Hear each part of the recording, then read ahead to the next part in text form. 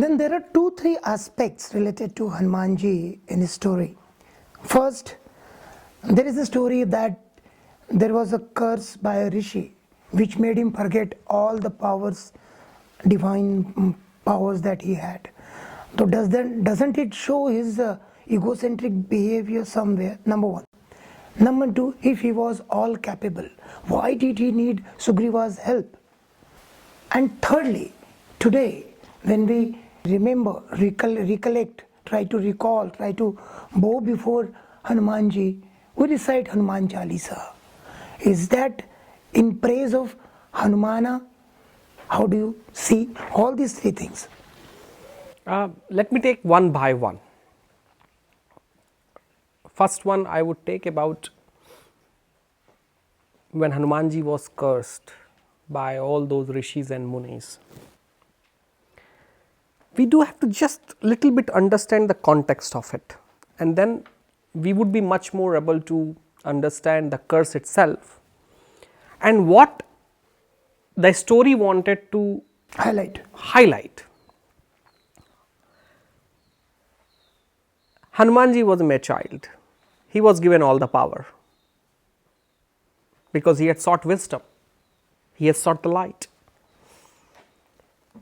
and he is a small child. And what he does, he goes to the ashram of various munis and rishis. And a small child, what he or she would do, he plays around, puts the asana from one place to another place, because he has a power to change his form while they are doing some kind of havan or yajna. He goes and becomes something else. He changes the wood stick to the mud. He is playing around. Doing pranks. Doing pranks. Let's call it pranks. See how humane he was. How humane he was. Exactly doing what a child would do at that age without being serious.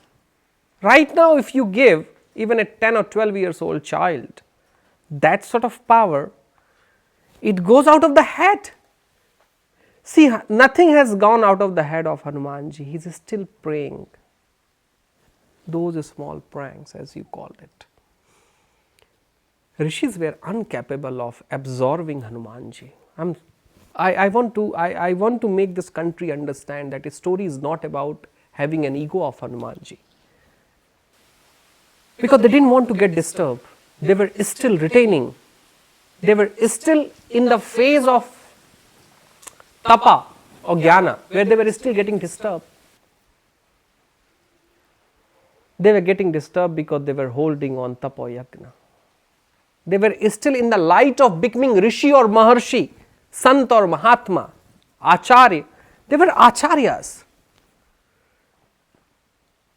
Hence they found nothing else. They said, oh, we have to do something of him.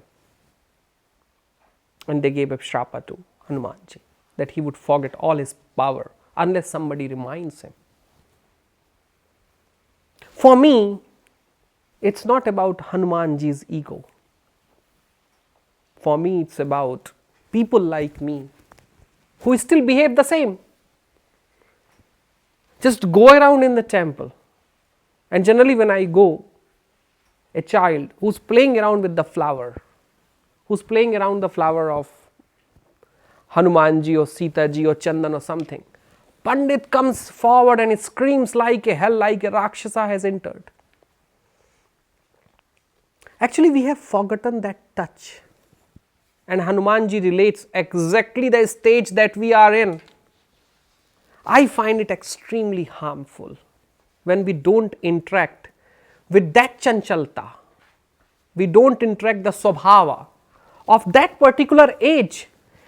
If we had got that capacity to interact with that particular age, I am telling you, there would have not been only one Hanumana. There have been millions of Hanumanas in this country. And still, if we are unable to make or generate or create or having a symbol of Hanumanajis in this country, the problem is not that divinity doesn't exist. The problem is us because we do not interact with the people of that particular age with their own medium. Are we playful? Are we having the sense to interact with the kids like they are, the way they are? Instead, we want to make them serious as we are. We want them to have the same meaning that we have. We do not want to have the meaning like Hanumanji had in that childhood. So it was not ego of Hanumanji. I am so sorry, I feel it was ego of people like me, the Acharyas, the Santas, the Mahatmas, the Rishis, who defied, who didn't see that the person to whom even devas have flowered, all these brilliance, who are we to give a curse so he or she can forget about that? Hanumanji can forget about it. It's not the ego of Hanumanji, it's the ego of us that we can curse somebody. And I wish that disappears from this earth. The day this disappears from this earth, probably we would have something new emerging. And that will be an emergence of Guru. That would be an emergence of Guru. Because there can be Mahatmas, there can be Santas, there can be Acharyas. But unless we all transform ourselves in Gurus, the cursing will be constantly happening.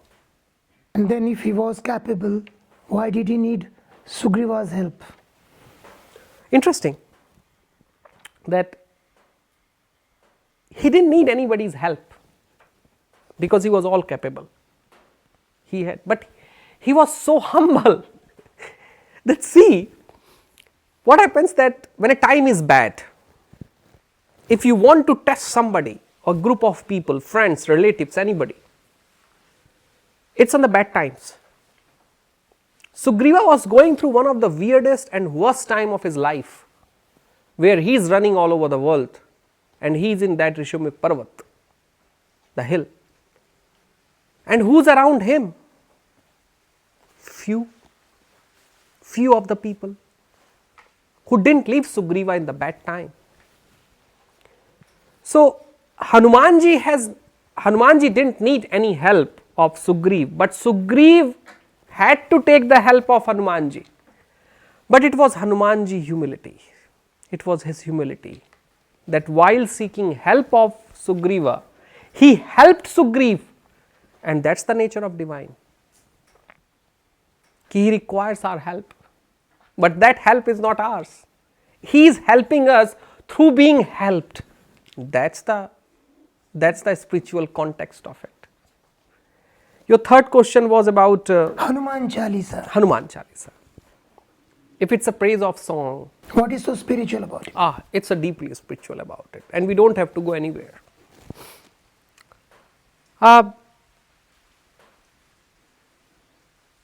Shri Guru Charan Saroj Raj. Nij mana mukuru su- We don't have to go anywhere. These 4 words enough. It's not only a song of praise. It's not only a song of devotion. It's not only the kavita, the kavya, where Hanumanji is praised about. It's one of the most philosophical, spiritual kavya in 40 couplets that was written after Sankaracharya. After Sankaracharya ji, if anything that completes in a poem the whole sense of spirituality, it was Hanuman Chalisa. Since we have not given Hanuman Chalisa, look, this country is very special. So first this country wanted, when Tulsidas ji wrote this poem, he wanted everybody to recite it. Because if people have recited it, the poem will exist for millennia.